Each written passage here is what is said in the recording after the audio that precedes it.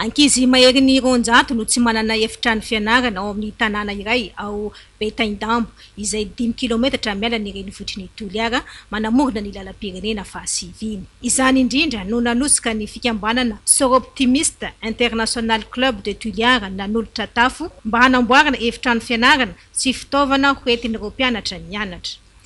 Nanome fanomezana an'ity sekoly ity satria ny ankizy teto dia tsy nanana aloka ianarana, tsy manala klasy moa reo zany mazava ho azy. Ny tableau noir efa potipotika, maro ny zavatra tsapanay tety zany.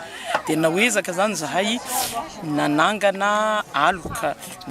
Dia manaraka an'izay nanome zahay tableau noir solaitra be anankitelo sy ny miaraka aminy zany, lacré fotsy miloko, ny éponge sy ny sisa.